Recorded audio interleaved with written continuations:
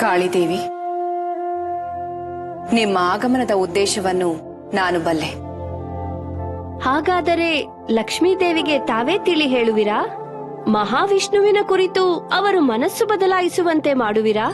ನಿನ್ನ ಮಾತಿನ ಅರ್ಥವೇನು ಕಾಳಿದೇವಿ? ನನ್ನ ಆಗಮನದ ಉದ್ದೇಶ ಬಲ್ಲ ನಿಮಗೆ ಇನ್ನೇನು ಬಿಡಿಸಿ ಹೇಳಬೇಕು ಮಾತೆ? ಲಕ್ಷ್ಮೀದೇವಿ ಮಹಾವಿಷ್ಣುವಿನ ಕುರಿತು ಅಷ್ಟೊಂದು ಕಠೋರವಾಗುವ ಅಗತ್ಯವಿರಲಿಲ್ಲ ಅಲ್ಲವೇ? ಲಕ್ಷ್ಮೀದೇವಿಯ ಮಾತುಗಳನ್ನು ನಾನು ಆಲಿಸಿದೆ. ಅವರು ಅಷ್ಟು ಕಠೋರವಾಗಿ ವರ್ತಿಸಬಾರದಿತ್ತು. ಅಲ್ಲವೇ ಮಾತೆ? ಲಕ್ಷ್ಮೀದೇವಿಯ ಮೇಲೆ ಮಹಾವಿಷ್ಣುವಿಗೆ ಅಪಾರವಾದ ಪ್ರೇಮವಿದೆ. ಆ ಪ್ರೇಮವನ್ನು ಶಂಕಿಸುವುದು, ನಿರಾಕರಿಸುವುದು ತರವಲ್ಲ. ಲಕ್ಷ್ಮೀದೇವಿ ಮಹಾವಿಷ್ಣುವಿನ ಪ್ರೇಮವನ್ನು ಅರ್ಥ ಮಾಡಿಕೊಳ್ಳುವುದರಲ್ಲಿ ವಿಫಲರಾಗಿದ್ದಾರೆ. ನೀವಾದರೂ ಅವರಿಗೆ ತಿಳಿ ಹೇಳಿ ಅವರನ್ನು ಒಪ್ಪಿಸಿ.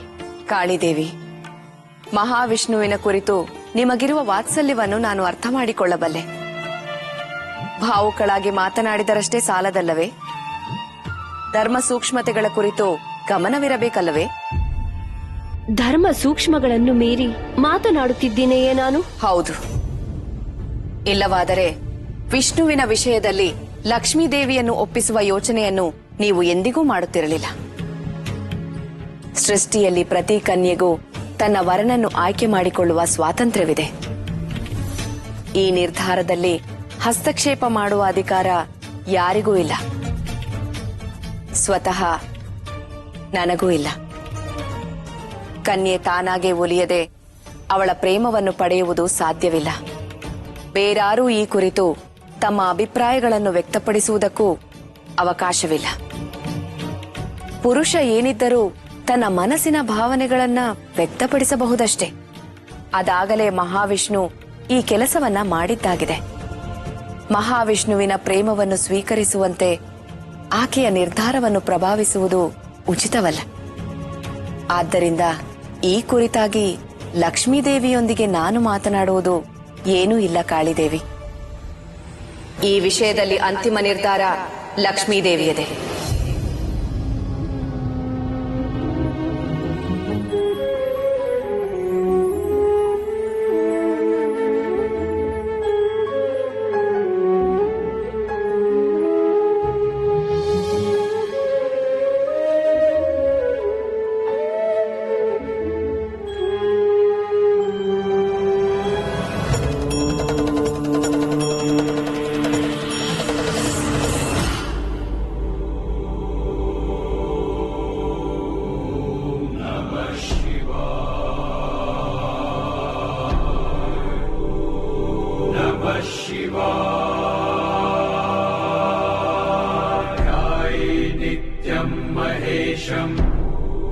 रजतगिरिनिभं चारुचन्द्रावसन्तम् रत्नाकल्पोज्ज्वलाङ्गम् परशुमृगवराभीतिहस्तम् प्रसन्नम् निखिलभयहरम् पञ्चवक्त्रम् त्रिनेत्रम्. ಪರಮೇಶ್ವರನಿಗೆ ಪ್ರಣಾಮಗಳು. ನಮಃ ಶಿವಾಯ. ಈಗ ನೀವೇ ಸಹಾಯ ಮಾಡಬೇಕು ಮಹೇಶ್ವರ. ಲಕ್ಷ್ಮೀದೇವಿ ಯಾರ ಮಾತುಗಳನ್ನು ಆಲಿಸಲು ಸಿದ್ಧರಿಲ್ಲ. ಮಹಾದೇವಿ ಆದಿಶಕ್ತಿಯ ಸಹಾಯ ಹಸ್ತಕ್ಕಾಗಿ ಕಾಳಿದೇವಿ ವಿನಂತಿಸಿದರು. ಆದರೆ ತಾಯಿ ನಿರಾಕರಿಸಿಬಿಟ್ಟರು. ಪರಮೇಶ್ವರ, ಮಹಾವಿಷ್ಣುವಿನ ಯಾತನೆಯನ್ನು ನೋಡಲಾಗುತ್ತಿಲ್ಲ. ಅವರ ನೋವನ್ನು ನೀವೂ ಬಲ್ಲಿರಿ. ಅವರನ್ನು ಈ ಸ್ಥಿತಿಯಲ್ಲಿ ನೋಡುವುದು ಎಂಥ ದುಃಖದ ಸಂಗತಿ. ನಾರದರಂತೂ ನಮ್ಮೆಲ್ಲರಿಗಿಂತ ಮಿಗಿಲಾಗಿ ಚಡಪಡಿಸುತ್ತಿದ್ದಾರೆ. ಹೌದು ಪ್ರಭು, ತನ್ನ ಆರಾಧ್ಯ ದೈವ ಸಂಕಟದ ಕಡಲಲ್ಲಿ ಮುಳುಗಿ ಏಳುವುದನ್ನು ನೋಡಲು ಯಾವ ಭಕ್ತನಿಂದ ತಾನೇ ಸಾಧ್ಯ? ಭಕ್ತನು ತನ್ನ ಸಂಕಟ ಹರಣಕ್ಕಾಗಿ ದೇವರ ಮೊರೆ ಹೋಗುತ್ತಾನೆ. ದೇವರೇ ಸಂಕಟದಲ್ಲಿರುವಾಗ ಭಕ್ತನಾದವನ ಹೃದಯ ವೇದನೆಯಿಂದ ಚಡಪಡಿಸದೆ ಪ್ರಭು. ಈ ಭಕ್ತನ ಚಡಪಡಿಕೆಯನ್ನು ತಾವಾದರೂ ಕೊನೆಗಾಣಿಸಬೇಕು. ಮಹೇಶ್ವರ, ಪರಮೇಶ್ವರ, ಭೋಲೆನಾಥ, ದಯಮಾಡಿ ಸಹಾಯ ಮಾಡಿ. ಮಾತೆ ಲಕ್ಷ್ಮೀ ದೇವಿಗೆ ತಿಳಿ ಹೇಳಿ ನನ್ನ ಪ್ರಭುವಿನ ಪ್ರೇಮವನ್ನು ಸ್ವೀಕರಿಸುವಂತೆ ಮಾಡಿ. ನಾರದ, ನಾನು ಭೋಲೆನಾಥನೆಂದು ನೀವೇ ಹೇಳಿದಿರಿ. ವಾಸ್ತವವನ್ನು ಯಥಾಸ್ಥಿತಿ ವಿವರಿಸುವ ಕೆಲಸವನ್ನಷ್ಟೇ ನಾನು ಬಲ್ಲೆ. ಬುದ್ಧಿಯ ದೇವತೆಯಾದ ಸರಸ್ವತಿ ದೇವಿಗೆ ಲಕ್ಷ್ಮೀ ದೇವಿಯ ಮನಸ್ಸನ್ನು ಬದಲಾಯಿಸಲು ಸಾಧ್ಯವಾಗಲಿಲ್ಲ. ಇನ್ನು ಈ ಭೋಲೆನಾಥನಿಂದ ಸಾಧ್ಯವೇ? ಇಲ್ಲ ನಾರದರೆ. ಪ್ರಭು ಪ್ರಭು, ಇಲ್ಲವೆನ್ನಬೇಡಿ. ನೀವಲ್ಲದೆ ನಮಗಿನ್ನಾರು ದಿಕ್ಕು. ಬ್ರಹ್ಮದೇವರು ನಿಮಗೆ ಸಹಾಯ ಮಾಡಬಲ್ಲರು. ಆದರೆ ನೀವು ಬ್ರಹ್ಮದೇವನ ಮಾನಸ ಪುತ್ರರಿದ್ದೀರಿ. ಮಹಾವಿಷ್ಣು ಹಾಗೂ ಲಕ್ಷ್ಮೀದೇವಿಯರ ಪ್ರೇಮ ಪ್ರಸ್ತಾಪವನ್ನು ನೀವು ಅವರೊಡನೆ ಚರ್ಚಿಸುವುದು ಸೂಕ್ತವಾಗದು. ಪುತ್ರನಾದವನು ಭಗವಂತನ ಆರಾಧನೆಯ ಹೊರತಾಗಿ ಪ್ರೇಮ ವಿಚಾರಗಳಲ್ಲಿ ತೊಡಗಿಕೊಳ್ಳುವುದು ತಂದೆಯಾದವನಿಗೆ ಹಿತವೆನಿಸದು. ಪ್ರಭು ಪ್ರಭು, ಇದೆಂತ ಧರ್ಮ ಸಂಕಟ! ಹೀಗೂ ಆಗದು, ಹಾಗೂ ಆಗದು. ಇನ್ನೇನು ದಿಕ್ಕು? ಹಾಗಾದರೆ ನನ್ನ ಪ್ರಭುವಿನ ಸಂಕಟಕ್ಕೆ ಪರಿಹಾರವೇ ಇಲ್ಲವೇ? ಖಂಡಿತ ಇದೆ. ಬ್ರಹ್ಮದೇವನ ಬಳಿ ಕಾಳಿದೇವಿ ಹೋಗಲಿ. ದೇವಿ ಕಾಳಿ ಮಹಾವಿಷ್ಣುವಿನ ಸಹೋದರಿ, ಲಕ್ಷ್ಮೀದೇವಿ ಬ್ರಹ್ಮದೇವನ ಸಹೋದರಿ. ವರನ ಸಹೋದರಿಯು ಕನ್ಯೆಯ ಸಹೋದರನ ಬಳಿ ವಿವಾಹ ಪ್ರಸ್ತಾಪ ಮಾಡಿದರೆ ಸಂಬಂಧವು ವಿಶ್ವಾಸಾರ್ಹವಾಗಿರುತ್ತದೆ. ಪ್ರಯತ್ನಕ್ಕೆ ತಕ್ಕ ಪ್ರತಿಫಲವೂ ದೊರಕುತ್ತದೆ. ನಾರಾಯಣ ನಾರಾಯಣ, ಯಾರೆಂದರೂ ನಿಮ್ಮನ್ನು ಭೋಲೆನಾಥನೆಂದು. ಅಲ್ಲ, ಕೇವಲ ನೀವು ಈಶ್ವರನಲ್ಲ, ಇಂತಹ ಉಪಾಯ ನೀಡಿದ ನೀವು ಜ್ಞಾನೇಶ್ವರ, ಜ್ಞಾನೇಶ್ವರ. ನಾರಾಯಣ ನಾರಾಯಣ.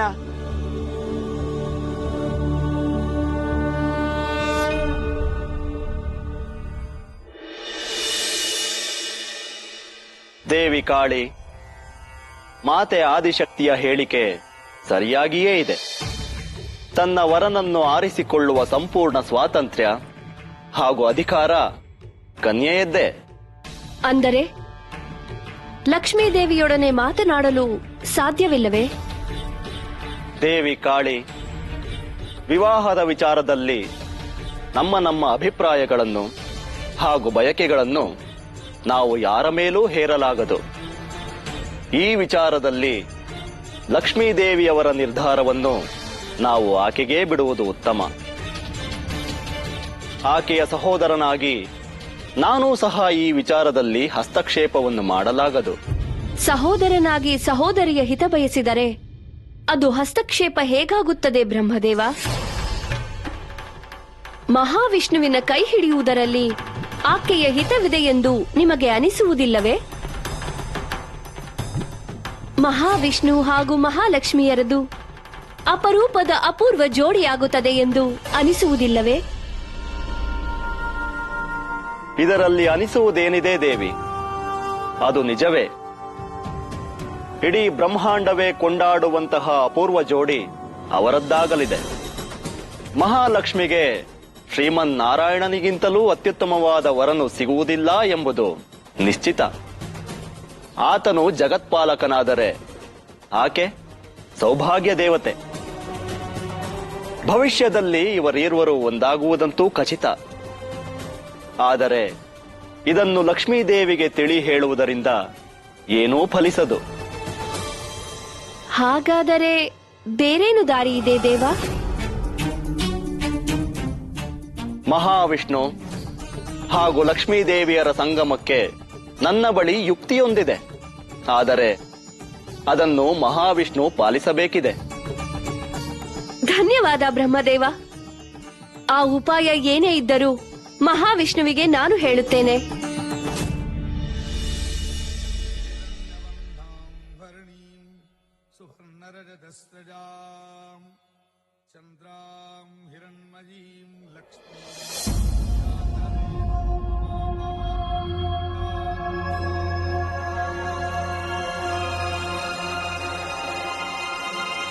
ಯಸ್ಯಾಂ ಹಿರಣ್ಯಂ ವಿಲ್ದೇಹಂ ಗಾಮಶ್ವಂ ಪುರುಷಾನಹಂ ಅಶ್ವಪೂರ್ವಾಂ ರಥವಧ್ಯಾಂ ಹಸ್ತಿನಾದ ಪ್ರಬೋಧಿನೀಂ ಶ್ರಿಯಂ ದೇವೀಂ ಕಾಂಸೋಸ್ಮಿತಾಂ ಹಿರಣ್ಯ ಪ್ರಾಕಾರ ಮಾರ್ದ್ರಾಂಜ್ವಲಂತೀಂ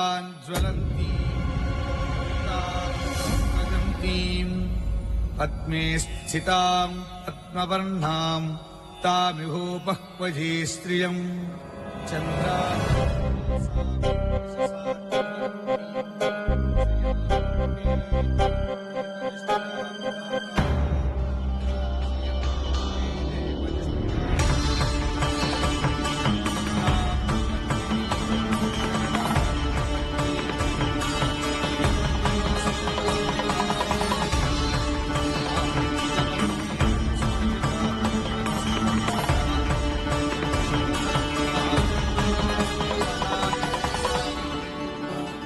ಯಾರು ಕರೆಯುತ್ತಿದ್ದಾರೆ ನನ್ನನ್ನು? ಈ ದನಿ, ಈ ನೋವು ತುಂಬಿದ ದನಿ ಯಾರದು?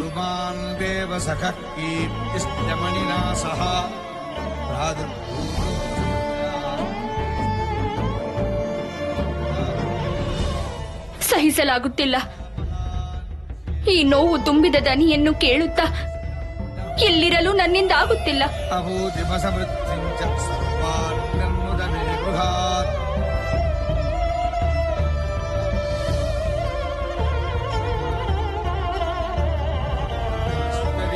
ಸರ್ವಭೂತಾನಾಂ ತಾಮಿಹೋಪಃ ಕ್ವಚೇ ಸ್ತ್ರಿಯಂ. ಯಾರದಿ ಧನಿ? ಯಾರದಿ ಆರ್ತನಾದ?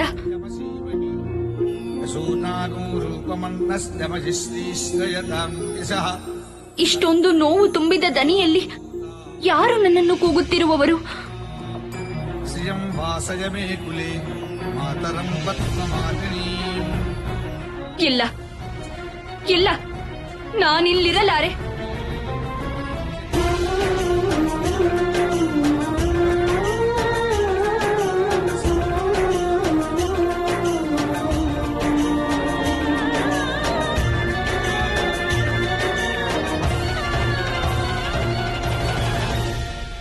ಲಕ್ಷ್ಮೀದೇವಿ, ಈ ಧಾವಂತವೇಕೆ? ಏನೂ ಸಮಸ್ಯೆ ಇಲ್ಲ ಅಲ್ಲವೇ? ಸಮಸ್ಯೆ? ಹೌದು ಮಾತೆ, ಸಮಸ್ಯೆ ಇದೆ ಎಂದು ತೋರುತ್ತಿದೆ. ತೋರುತ್ತಿದೆಯೇ? ಏಕೆ? ನಿಮ್ಮ ಸಮಸ್ಯೆ ಏನೆಂದು ನಿಮಗೆ ಗೊತ್ತಾಗುತ್ತಿಲ್ಲವೇ? ಸಮಸ್ಯೆ ನನ್ನದಲ್ಲ ಮಾತೆ, ಯಾರದೆಂದು ನಾನು ಅರಿಯೆ. ಯಾರೋ ಸಂಕಷ್ಟದಲ್ಲಿದ್ದಾರೆ. ಯಾತನೆ ತುಂಬಿದ ದನಿಯಲ್ಲಿ ನನ್ನನ್ನು ಕೂಗುತ್ತಿದ್ದಾರೆ. ಆ ದನಿಯನ್ನು ಕೇಳುತ್ತಾ ಸುಮ್ಮನಿರಲು ನನ್ನಿಂದಾಗುತ್ತಿಲ್ಲ. ಎಲ್ಲಿ ನನ್ನ ನಿಯಂತ್ರಣವನ್ನು ಕಳೆದುಕೊಂಡು ಬಿಡುತ್ತೇನೋ ಎನಿಸುತ್ತಿದೆ. ಈ ವೇದನೆ ಸಹಿಸಲಾಗುತ್ತಿಲ್ಲ ಮಾತೆ. ಅದೆಂಥ ವೇದನೆಯಾದರೂ ನೀವು ಸಹಿಸಲೇಬೇಕು ದೇವಿ ಲಕ್ಷ್ಮಿ. ಏಕೆಂದರೆ ಇಡೀ ಜಗತ್ತು ನಿಮ್ಮನ್ನು ಬಯಸುತ್ತದೆ. ಸಕಲ ಸಂಪತ್ತು ಐಶ್ವರ್ಯಾದಿಗಳ ದೇವತೆ ನೀವು. ಅಂದ ಮೇಲೆ ನಿಮ್ಮನ್ನು ಜಗತ್ತು ಬಯಸುವುದರಲ್ಲಿ ಆಶ್ಚರ್ಯವೇನೂ ಇಲ್ಲ. ಆದರೆ ನೀವು ಬಯಸುವುದು ಮಾತ್ರ ಒಬ್ಬರನ್ನೇ. ಏಕೆ ಹೀಗೆ ಮೌನವಾದಿರಿ? ನಿಮ್ಮ ಮಾತುಗಳು ಅರ್ಥವಾಗುತ್ತಿಲ್ಲ ಮಾತೆ. ಅರ್ಥ ಆಗದೇ ಇರುವಂತಹ ಮಾತನ್ನು ಆಡಿದ್ದೇನೆ ನಾನು. ಸರ್ವಗುಣ ಸಂಪನ್ನನಾಗಿರುವ ಸಕಲ ಕಲಾ ವಲ್ಲಭನಾಗಿರುವವನನ್ನು ಮಾತ್ರವೇ ನೀವು ಬಯಸುತ್ತೀರಿ ಎಂಬುದು ನನ್ನ ಮಾತಿನ ಅರ್ಥ. ಈಗ ನಿಮ್ಮನ್ನು ಭಕ್ತಿಯಿಂದ ಕೂಗುತ್ತಿರುವ ಭಕ್ತನ ಬಳಿ ತೆರಳಿ. ಆಮೇಲೆ ಎಲ್ಲವೂ ನಿಮಗೇ ಅರ್ಥವಾಗುವುದು.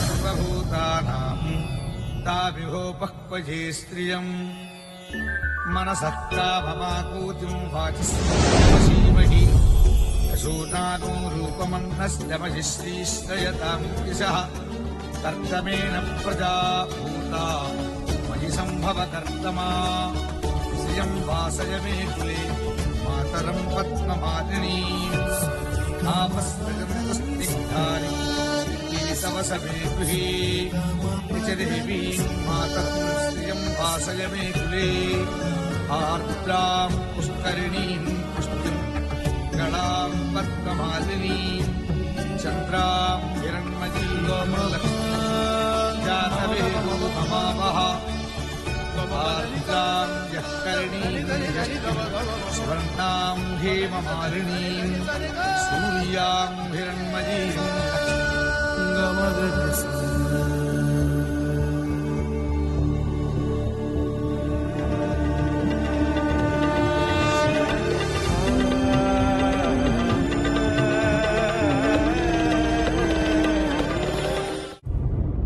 ನೀವೇ?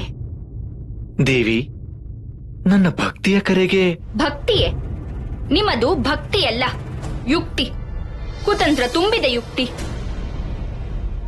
ದೇವಿ, ದಯಮಾಡಿ ಅಂತಹ ಕಠೋರವಾದ ಮಾತುಗಳನ್ನಾಡಬೇಡಿ. ಕೇವಲ ಭಕ್ತಿಭಾವ ಮಾತ್ರದಿಂದಲೇ ನಾನು ನಿಮ್ಮನ್ನು ಪ್ರಾರ್ಥಿಸಿದ್ದು. ನಿಮಗೆ ಸಮ್ಮತವಾದರೂ ಸರಿ, ಇಲ್ಲವಾದರೂ ಸರಿ, ನೀವು ನನ್ನ ಮಾತುಗಳನ್ನು ಆಲಿಸಲೇಬೇಕು. ಏಕೆಂದರೆ ದೈವತ್ವದ ಸ್ವಭಾವವೇ ಹಾಗೆ. ತಮ್ಮ ಭಕ್ತರ ಮೊರೆಯನ್ನು ದೇವತೆಗಳು ಕೇಳಲೇಬೇಕು. ನಾನೀಗ ನಿಮ್ಮ ಮುಂದೆ ನಿಂತಿರುವುದು ಕೇವಲ ಭಕ್ತನಾಗಿ. ಇದೆಂತಹ ಭಕ್ತಿಯ ನಾಟಕ!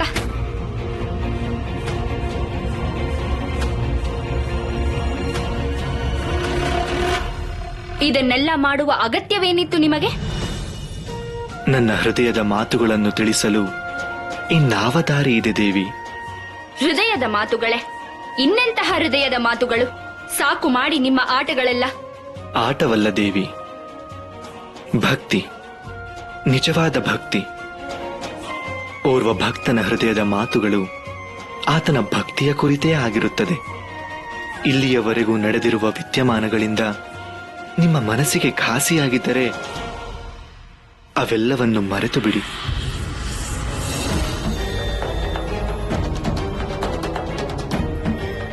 ನನ್ನ ಪ್ರಸ್ತಾಪವನ್ನು ನೀವು ಸ್ವೀಕರಿಸುವುದಿಲ್ಲ ಎಂದರೆ ಹಾಗೆಯೇ ಆಗಲಿ.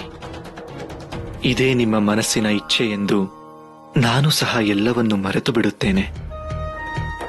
ಆದರೆ ನನ್ನದೊಂದು ಮನವಿ, ನೀವು ಪುನಃ ವೈಕುಂಠಕ್ಕೆ ಆಗಮಿಸಿ ನನ್ನ ಆದರಾತಿಥ್ಯವನ್ನು ಸ್ವೀಕರಿಸಬೇಕು.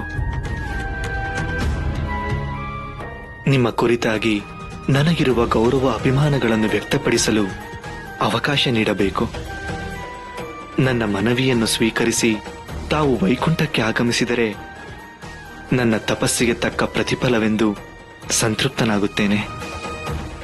ಈ ನನ್ನ ಮನವಿಯನ್ನು ಸ್ವೀಕರಿಸುವಿರಾ ದೇವಿ? ಖಂಡಿತ ಇಲ್ಲ.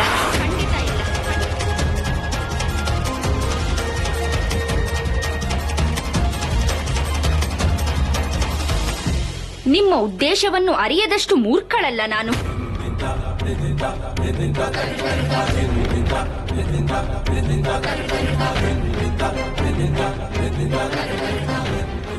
ನನ್ನನ್ನು ವರಿಸುವ ಸಲುವಾಗಿ ನೀವು ಮಾಡುವ ಇಂತಹ ಪ್ರಯತ್ನಗಳೆಲ್ಲ ವ್ಯರ್ಥ.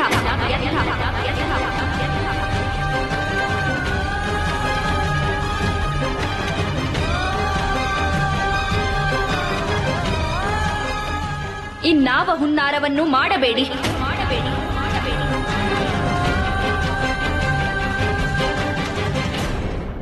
ದೇವಿ,